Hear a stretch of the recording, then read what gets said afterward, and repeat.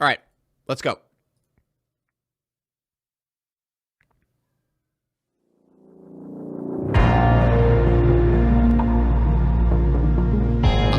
I'll 1.25 this one.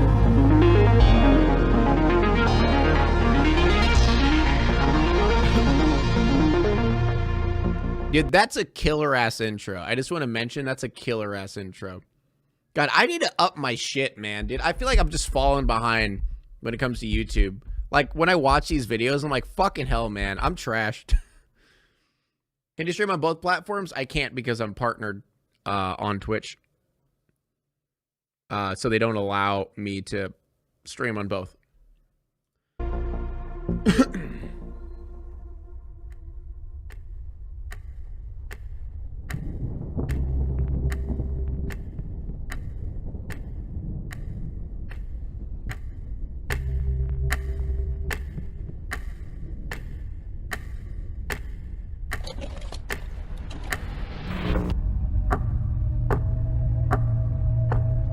Don't do that. Okay, what fuck. do you do when you find yourself staring into a space? Fuck you. Empty, yeah. Yet terrifying. Stop.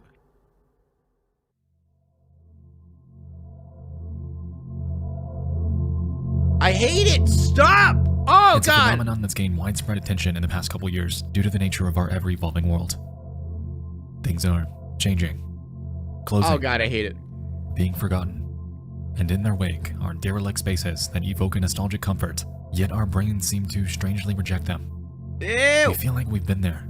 We associate memories with images that we've never before seen, and for some reason, we become stuck in this trance of eerie fascination. I hate it. This sensation is caused by liminality, a term deriving from the word liminal, meaning something that's occupying a position at, or on both sides of, a boundary or threshold. Something that is within transition. With widespread interest catalyzed by subreddits, forums, and social media, the internet is I hate liminal spaces. Liminal spaces are like, those things fuck with me. With others. This has effectively paved the path for various forms of media and online storytelling to capitalize on it, resulting in a myriad of personal stories, creepypastas, and indie games to play on the uncanniness that comes with them. Contrary to this relatively recent rise in online popularity.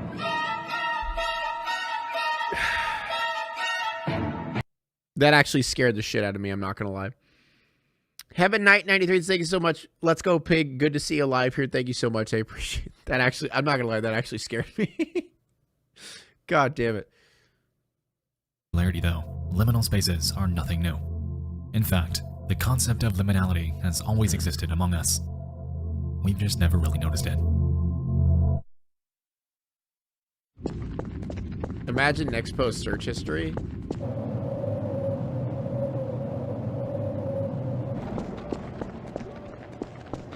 Oh, this is the I think I talked about this before on stream. The Half-Life 2 or the Gmod cityscape is scary.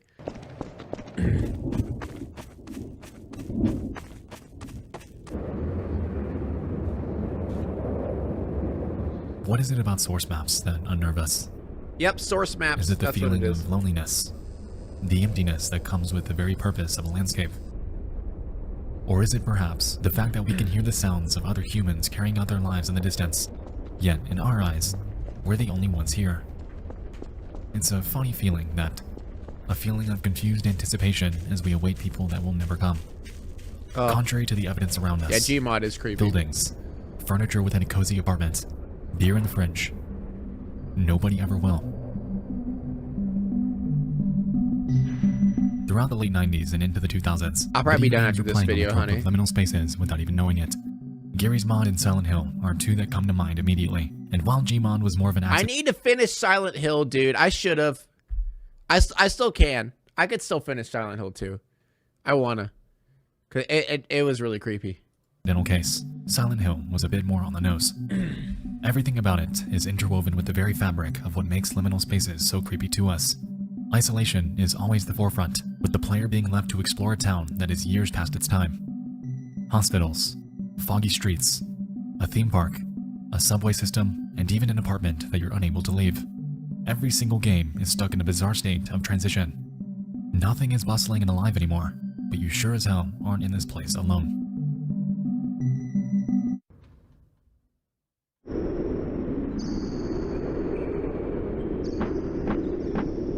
looking for players. Omega lol. No Players Online is a 2019 indie horror game that takes this notion and cranks it up to 10. Everything about it is liminal. We expect the game to be littered with other players. We have the overwhelming sentiment that the space we're currently exploring was, at one time, the home to thousands of multiplayer matches. Yet, we're alone. No players are online, but us. And I think this is where most of the lingering dread of a liminal space stems from.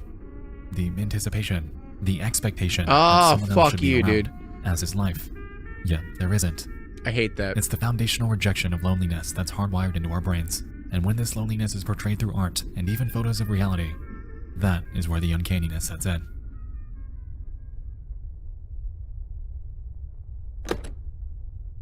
You know, autophobia is something inexplicably and terrifyingly unique, and you never really know it until you're in it. True. At school after hours, at a hotel pool when dude, school after hours is probably the creepiest liminal space to ever exist. Either that or a church. I would say either that or a church. It's around. The very last one in a shopping mall. There are so many cases for situations like this, and the beauty of the internet is that we're able to share pictures and stories of spaces that terrify us. Oh together. God. Whether it's through gaming or reality, liminal spaces and their play on our natural fear of loneliness are terrifying, and regardless if we ever figure out why they're so eerie, it's irrefutable that they'll always persist in the dark depths of the internet. There's something of a reminder, a memento, a lens into a world that is and will always be nothing but a burning, fading, and ever so distant memory. Amusement park after hours?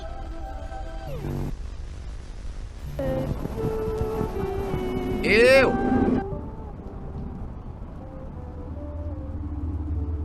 Oddities on Channel 5. You cozied up in your room watching creepy YouTube videos.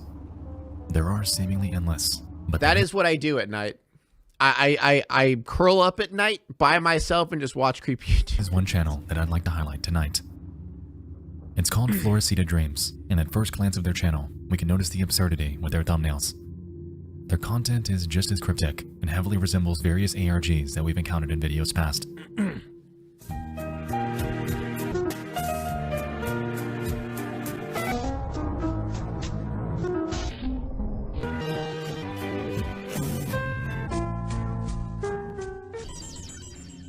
It's in Spanish, but that doesn't discount how strange it is.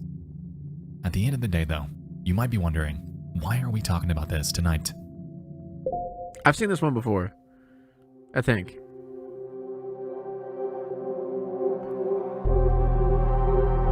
In the midst of scouring for topics to cover, I was sent an email by a person named Joshua. A link to this channel and their explanation of it states the following.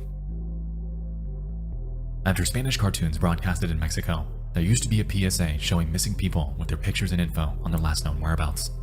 One girl that showed up consistently was named Celine Delgado, and her only picture was of very poor quality, eerie, and her features were very vague. The actual video is in Spanish, but from what I understand, they suggest that she doesn't actually exist and was artificially made specifically to appear unsettling so people would better remember the broadcast. Interesting. The video in question was uploaded on September 2nd of this year and is titled Cinética del Patrón, Celine Delgado. Fuck? Wait, is that the... Let's have a look. Is that the picture of the dude that was like in a bunch of people's dreams or some shit? Evento. Celine Delgado. Celine Delgado es un patrón de rostros artificiales. Los rostros son construidos artificialmente y simulan ser caras humanas para generar emociones deseando generar estímulos supernormales. The fuck is going on? Who is this man's? What the fuck? Alright, it seems bizarre, but they're onto something. At the beginning of the video, Floresita seems to assert the hypothesis that the face of a woman named Celine Delgado, quote, kinetically fits non-human, AI-generated faces using the constant tau. They go forth to explain the uncanny valley and how facial reconstruction... Chat, I just want to mention, I've seen like a billion people be like, yeah, liminal spaces aren't scary to me. Like this shit ain't even scary, man. Like this stuff doesn't even bother me, man. We get it. You're hardcore. You're cool. You're badass. Okay, just go. All right, we get it. You're hardcore. cause uneasiness in those that encounter them. I've seen so many Following people say this, that already. They superimpose various faces with the resulting images off to the right. And among these, Yeah, like Celine's this face stuff is shown doesn't mashed up scare with me, man. various Like others. this is pussy shit, They dude. display a few examples Like that what is are it? Come on, admittedly man. Give me eerie, something really and scary. ultimately argue that the identity of this Celine Delgado is, as Joshua stated, artificial. Minion. Now, this is a lot to unpack, but considering that it's something that we haven't looked into prior, I found it worth considering. So, who is Celine Delgado, and how did she become wrapped up in this eerie shroud of urban legend?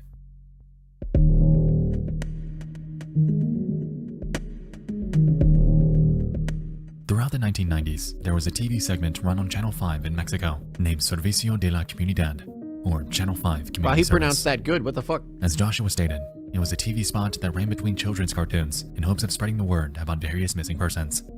The segments, contrary to what we're going to discuss later tonight, actually contain You're a voiceovers protagonist? giving Yes. various details and last I am. locations of missing persons. And at first glance, these are mostly tame. When you really look into it though, the eerie nature of these TV spots stems from when you consider how Channel 5 handled the case of just one person, Celine Delgado. Over the years, her face would reportedly pop up in nearly every Servicio de la Comunidad segment, utilizing this exact same low-quality photo. There were times where they give a bit of background info about her, like the fact that she went missing on April 22nd and was just 18 years old. Celine Delgado Lopez, de 18 años, se extravió el 22 de abril en la delegación Álvaro Obregón. But what cemented her case into the minds of thousands of people came nearly 30 years later.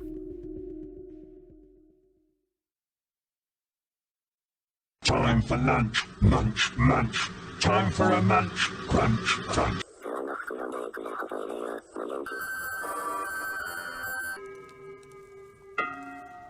Yeah, what?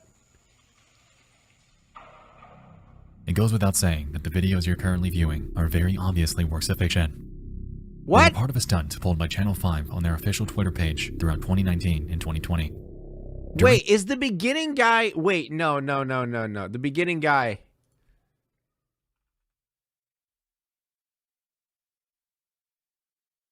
It's him.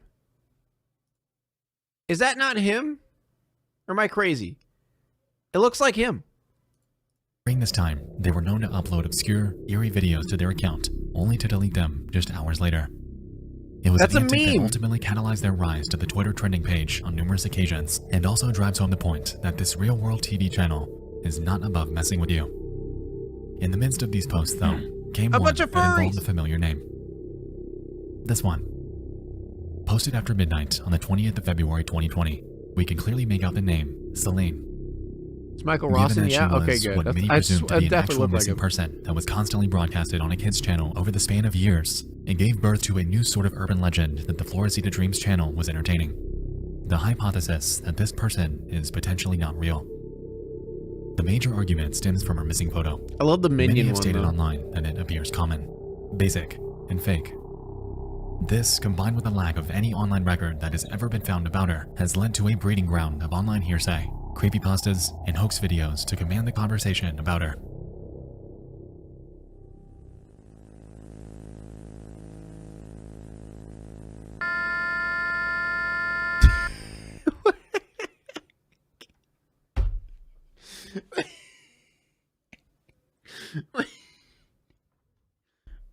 Wait.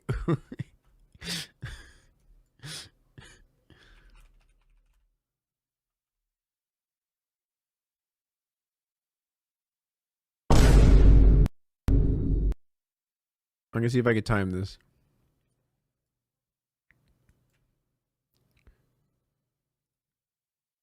And about her.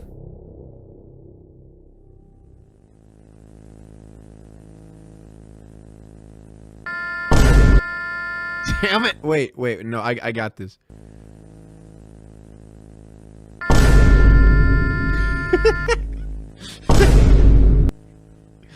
Now, when I stumbled upon this video in my research, I, among many others, had initially assumed that this footage was real. Oh, sorry. Okay. Keeping in mind the other hoaxes and pranks that Channel 5 has played on its viewers, combined with the unconventional nature of these broadcasts being played on a kid's channel, I didn't doubt that they'd pull a prank like this to make her name stick with you. Ultimately, though, Bruh. as is the case with many works of media online, this too was a hoax. But that the doesn't bra discount sound the effect. weirdness of this story. The way that Channel 5 has and is handling her name makes it seem like she's nothing but a tall tale. And unfortunately, given the nature of the internet, many have run with this notion. Regarding the real case of Celine Delgado, unfortunately nothing has ever come of it. She has, as far as anyone knows, never been found, and her case has sat that way for decades.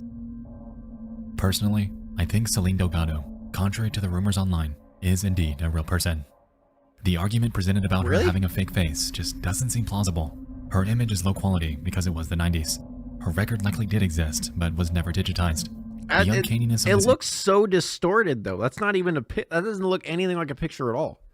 Image would be Even exponentially higher if this actually were fake, and it just doesn't make sense for a channel to slip a random fake person in their broadcast that would most likely never have been noticed back then. To me, Celine Delgado was a real person with a story that likely never received any sort of closure, and a person that is now forever wrapped up in the realm of urban legend. Dude, I don't know. I don't think it's a real person. Personally, I don't think it's a real person. Maybe, yeah, it's like a scanned picture of a picture. Wonder if they did that. I don't think it's a good, I don't know. I don't think it's a real person. Because that would be really fucked up for, like, I get, you know, doing the whole creepy, scary stuff to, like, get promotion and make it, like, a deal. But using someone that actually is missing? I don't know. It's either not a real person or it's a person, but it's not a person who's missing. But, of course, that's just my conjecture.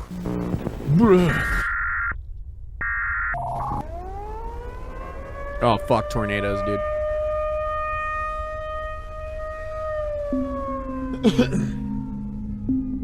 You know what's stupid? My son, he stumbled upon Siren Head because I guess his cousin watches a bunch of Siren Head videos and like tornado videos, and like my son, like after going over to his grandma's house, like he just came back home talking about Siren Head. I'm like, what? No. That's like an awful thing for a 5-year-old kid to be watching. And it's weird. It's not even like the creepy Siren Head videos. It's just like weirdly animated siren. I don't know. My nephew's weird. Span of April 8th to He April watches 9th, creepy 2015, a devastating superstorm would wreak havoc on much of the central United States. 27 tornadoes ranging from EF0 to EF4 would touch down within the span of just 36 hours, resulting in immense devastation throughout Kansas, Missouri, Texas, Oklahoma, and Illinois. I remember, dude, I was there. I remember this. I live in Illinois, by the way, chat. Most of them are rated as an EF1 or lower. By far the most destructive would impact a small rural town named Fairdale. Reaching wind speeds of up to 200 miles per hour, this 41-minute storm surge would ultimately become infamous as one of the worst natural disasters to impact the region in nearly 25 years.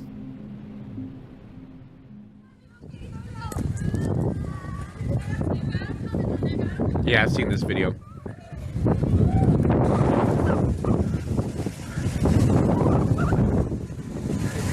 It's so fucked up, dude.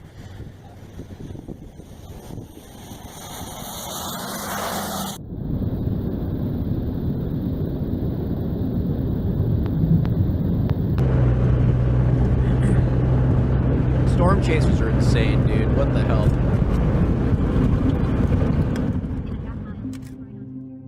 On the evening of April 9th, an 85-year-old man named Clarence Schultz had just wrapped up. I've seen this. Yeah, I've seen this one. Okay. I've seen this story. I know what happens here. Dinner with his wife, Geraldine. I'll let it go, though. He was in the other room getting cleaned up when she suddenly called him back into the kitchen. Look out the window, she claims. And when he does, Clarence would come face to face with a scene straight out of a nightmare. Immediately, he heads upstairs to grab supplies while she stays behind. And while up there, he pulls out his cell phone to take a quick video. What he was unaware of, though, was that while taking this footage, the tornado wasn't heading away, but rather straight towards them. I know I made this joke, but dude, I don't know what it is about Midwesterners and tornadoes, but if they have a beer in their hand, they think they could take on the world. I'm not referencing this old man, by the way. But, like, every time there's a tornado anywhere, there's always a dude with a beer in his hand and a camcorder standing outside in his driveway trying to get, like, a video of a tornado. I don't know why they think they're invincible to tornadoes, dude, but they do.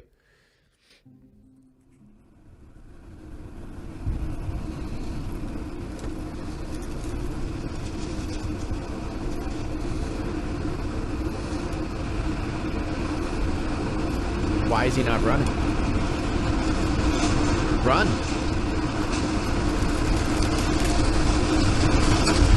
God, it's fucking terrifying.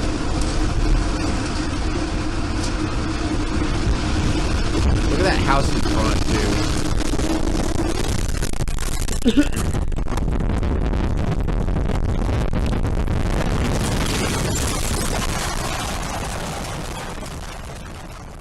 Every suburban dad ever, yep.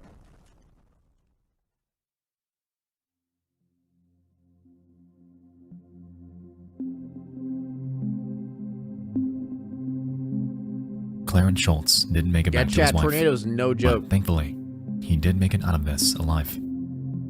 Geraldine, however, wasn't quite so lucky. In the moments following the video, the storm destroyed the Schultz home, and Clarence resultingly found himself caught in a pile of rubble. All of a sudden, it kind of got quiet, he recalls. I asked myself, are you dead? No, you can't hurt when you're dead. And I heard. Geraldine Schultz was one of 2 deaths and 11 injuries that were caused by the events from April 9th. The other, their neighbor and longtime friend named Jacqueline Cloza. Like, tornadoes are really morbidly fascinating, like seeing an eldritch horror. It's pretty uncomprehendable, but it's hard to look away. Yeah. Weirdly, I've had plenty of tornadoes, like, around my area, but I've never seen one. I've never, like, gotten hit by one, and I've never seen one. Thank God. I remember when I was a kid, I had nightmares of tornadoes all the time. Because when I was a kid, there was, for some weird reason, when I was younger, there was a lot of tornadoes near me when I was younger. But yeah. It's good. It's the guy holding a beer and I think it's gonna wrap around the south. Probably gonna miss us a couple miles. I think we'll be fine. Literally most Midwestern men, they have like no shirt on. They're hairy and sweaty. They're standing out in the rain. Yeah, but I think that one's probably gonna hit us. Yeah, it's probably gonna go. It looks like it's going due south. Due southwest. Chugs another beer. Cloza reportedly had a massive fear of spiders, which her daughter claims is why she didn't seek refuge in her own basement. That is the most, like, depressing thing ever. She didn't seek shelter in the basement because she was afraid of spiders. She basically was so afraid of spiders that she would rather die. In total, over $19 million in damages were reported, younger. and the aftermath footage embodies the devastation that was left behind. Thankfully, a storm of this magnitude hasn't struck the area since then, and after a grueling, years-long recovery effort, life in Fairdale is mostly back to normal today. For the residents of this small town, though, the scars from that night will remain everlasting. While the incident in Fairdale is just one of hundreds of natural disasters that have happened over the years, the resident stories and the media that accompany them paint a picture that is humbling. God. It takes you there, in a way, conveying the tragedy that nobody could have predicted. Today, Fairdale stands strong. They are a community that banded together, and while a similar storm hasn't happened since then. We have tornadoes and shit where I live, but honestly, I feel like I'd be more afraid of a hurricane. Actually, no, I wouldn't. Because hurricanes, you can just go away. You know? Like if a hurricane's coming, like just go. You know, like you got days to plan. With a tornado, it just like it happens. They remain vigilant in case something like this ever happens again. I'm surprised the old man lived, dude. He was on the top floor.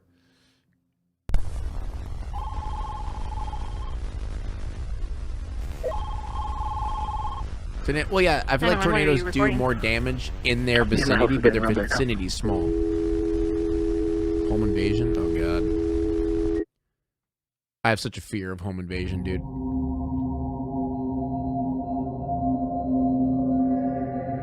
On December 1st, 2019, in Michigan, a man named Christopher Neal, his wife Haley Coe, and their 2-year-old daughter Charlotte were watching TV at home.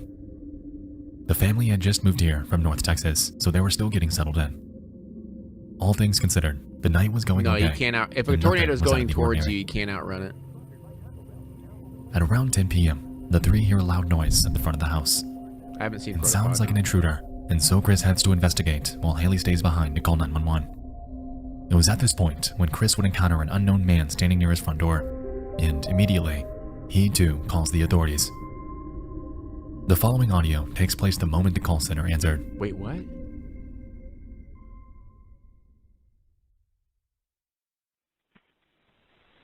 What is the location of your emergency? Yes, there's a man in my house right now. What is, hold on, for a second. Whoa, there's a man in my house. I need you to give me your address first. 6300 Proctor Avenue. Is that a house or an apartment?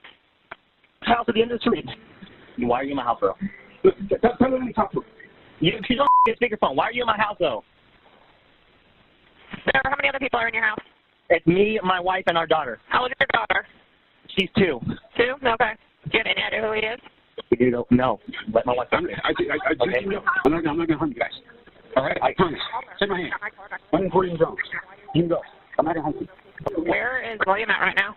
He's standing next to me in my hallway. Okay, are we still on speakerphone? What the fuck? Oh, he's right here. Okay. William. Yes, ma'am.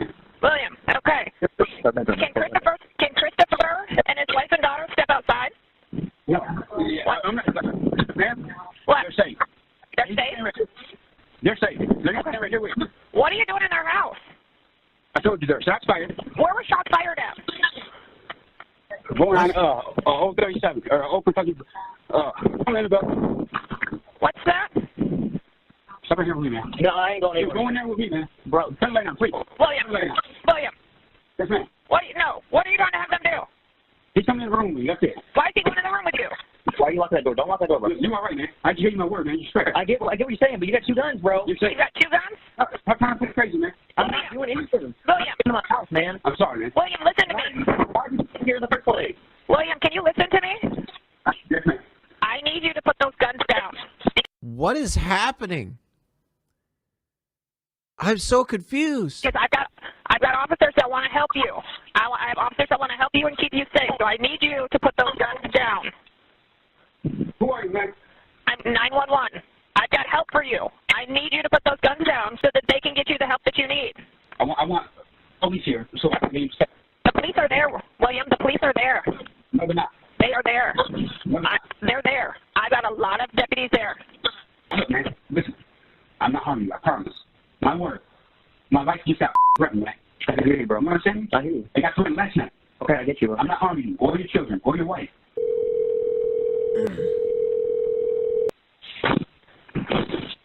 William. Yes. Hey, this is Joe from the Sheriff's Department. How are you, man? Like you bad underneath the door. Don't come through that door. Okay. We're not going to come through the door, man, but I just want to talk to you and find out what's going on. Don't come through that door. Slide your bad underneath that door, man. Well, I'm not even up by the door, man. I'm outside the house. Way outside the house. Stop playing games with me, man. What's got I'm you all worked so up today, man? confused.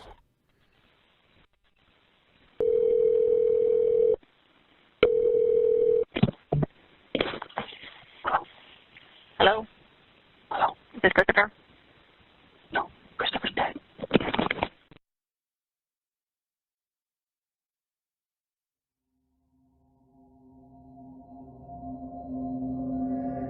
Contrary to the man's claim, Chris wasn't dead the moment he said it. Minutes later, though, he would be. After hearing the What gunfire, the police fuck? forced their way into the home. During their advancement, 3 officers were shot and would sustain non-life-threatening wounds.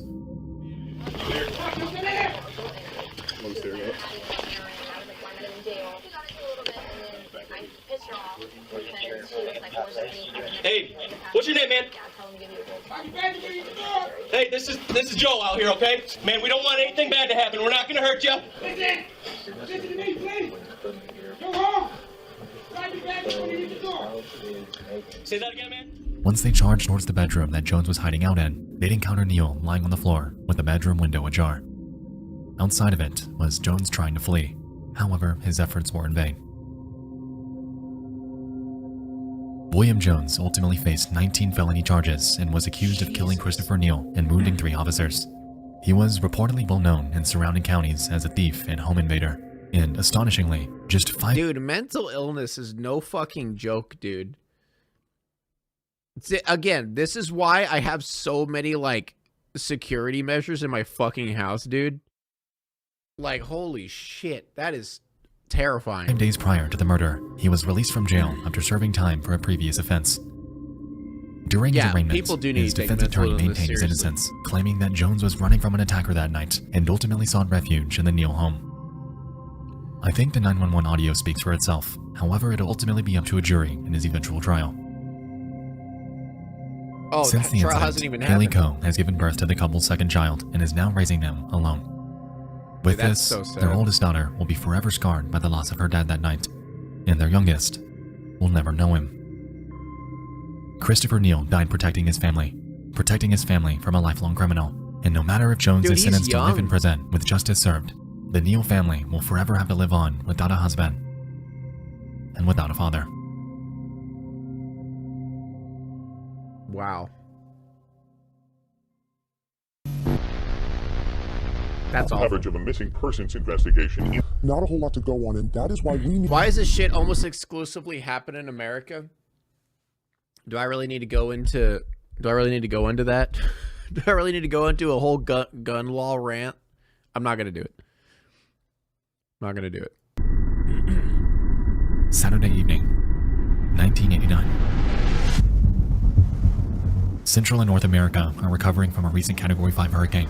United States President-elect George H.W. Bush is preparing to swear in as the 41st president with just under a— Well, it's a combination. See, I feel like really bad mental health handling is a part of it.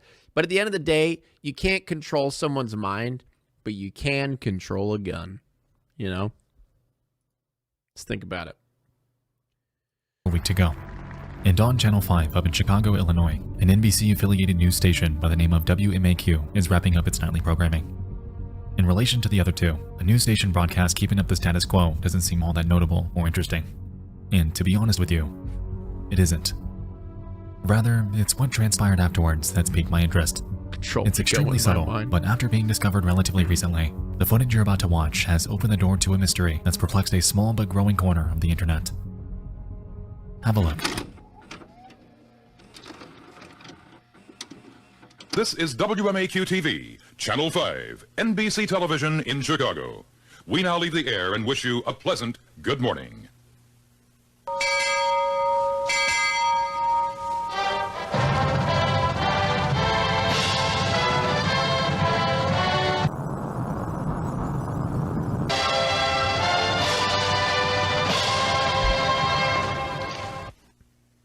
Yeah, it's sped up.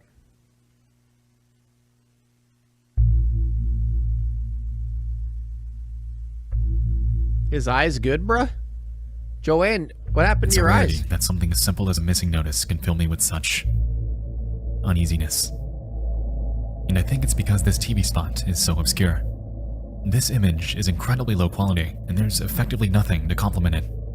No height, weight, or age. No information about where they were last seen. No family contacts. No investigative progress reports. No voiceover to fill you in. Absolutely nothing.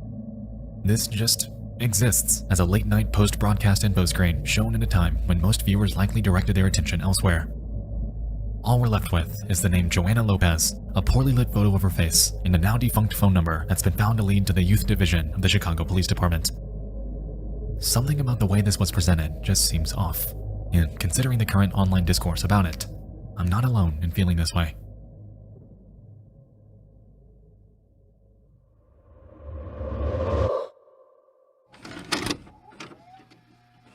You're watching NBC5, Chicago. That is very difficult. Is there another one?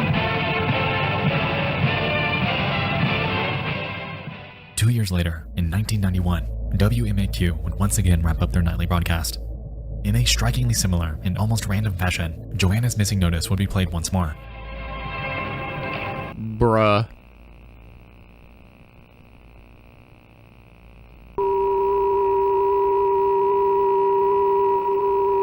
Considering the blink and you'll miss it nature of the notice this time, it too fell on deaf ears.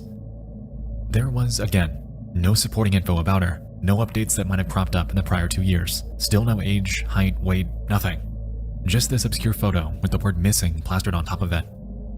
Given how long it was since the last update, dude, combined same. with If the this was implied lack happening of in any the middle of the progress in night, search, it was beginning to seem that the chances of finding Joanna only were happened to dwindling me. as the days went by. And to date, not a single other update had ever come of this. Joann Lopez has presumably never been found.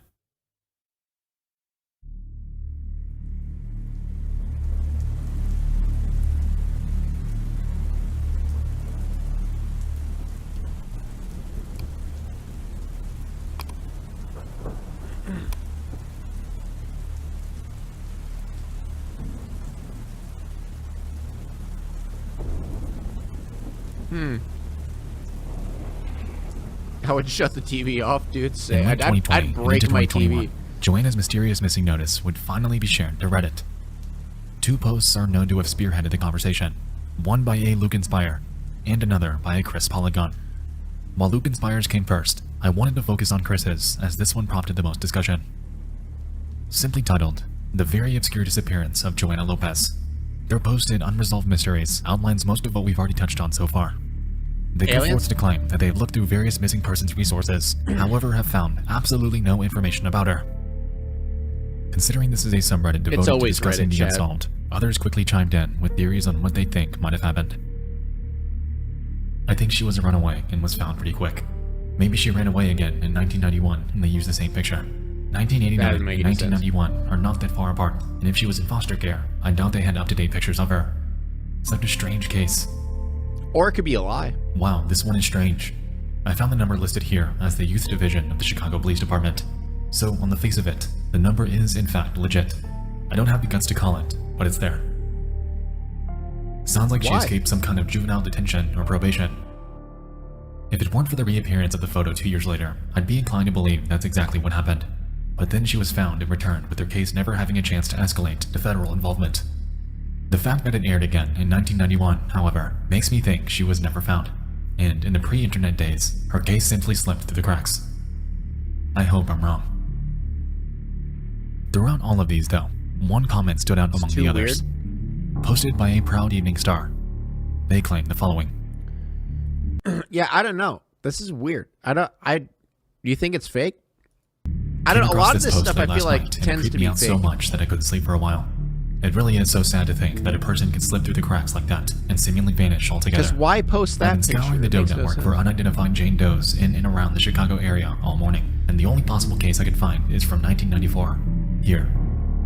I really hope we can find closure on this. My heart breaks for her. Interesting.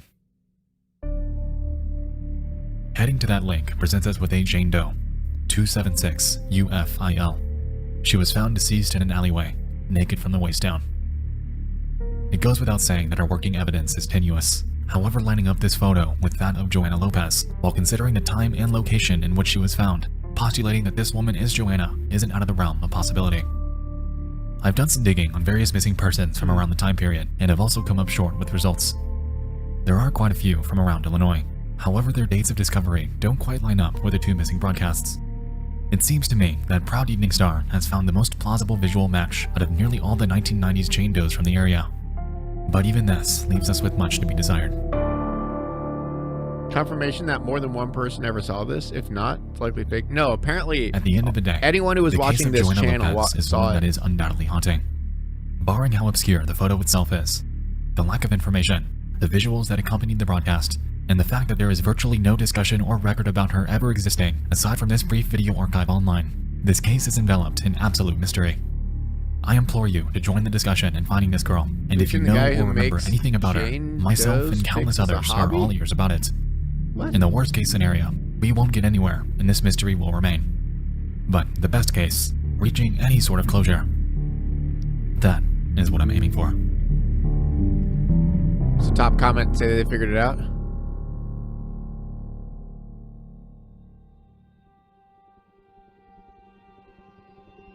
That is true. It could just be reused. The internet footage. harbors a vast abyss of content that is perplexing, intriguing, and immensely haunting.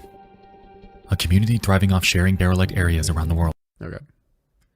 Wait, why are you guys saying? Why are you saying criminal? Yeah, that part was pretty fucking scary. Tornadoes are fucking terrifying. I've luckily never been caught in one. Yeah, same. Now it's time to walk away. I hope you enjoyed your stay. Did you laugh or cry or maybe subscribe? I'll thank you either way. You know I will miss you. I hope you return. Tell your friend or your mother to get me more views, please.